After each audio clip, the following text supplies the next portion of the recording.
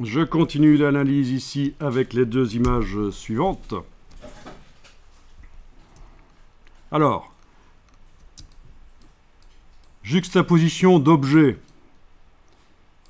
Il n'y a pas assez de variations pour que ce soit du mixed média.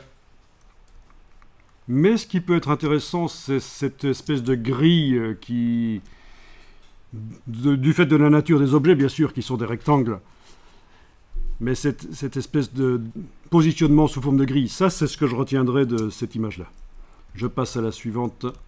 Alors là, on est dans le collage photo, juxtaposition d'éléments très similaires, ce sont des personnages, et donc c'est moins intéressant, on est moins dans le mix média. Allons voir du côté du scrapbook. Qu'est-ce que la recherche scrapbook nous a donné?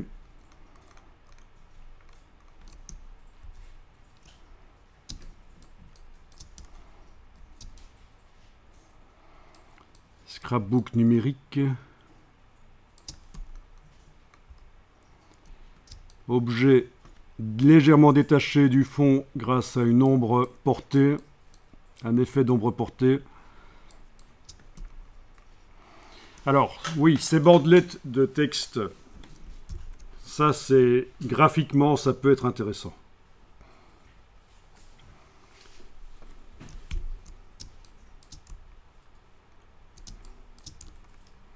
Ces rubans aussi, ces effets de ruban dessinés, oui, pourquoi pas. Ruban texturé. Ah, il y a de la ficelle, de la vraie ficelle apparemment, qui était mise par-dessus le document imprimé peut-être.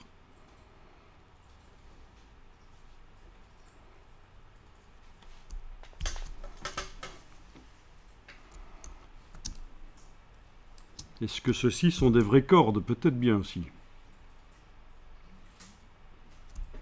Je sais pas. Ou des barres de fer. Allez savoir. Alors, suivant.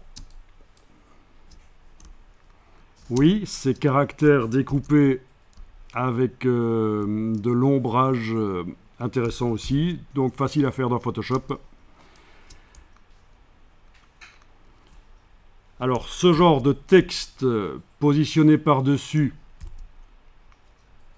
le reste, ben vous pouvez très bien l'écrire sur un papier, photographier ou scanner, et par la technique de l'écrêtage que j'ai montré précédemment, faire disparaître le fond blanc et le positionner où vous voulez. Ça donne l'impression qu'il a été dessiné sur le fond réellement. Donc ce que j'ai montré avec la dame avec sa robe, là, peut être appliqué à du texte. Alors là, pour une première fois, on voit un effet de négatif. Effet de négatif, intéressant.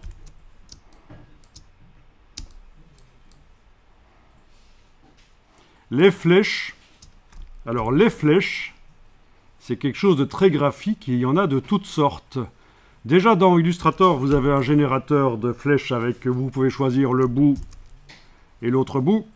Mais en plus, si vous les dessinez vous-même ou si vous les créez vous-même en vectoriel ou quoi, c'est très graphique les flèches. C'est dynamique, pourquoi pas.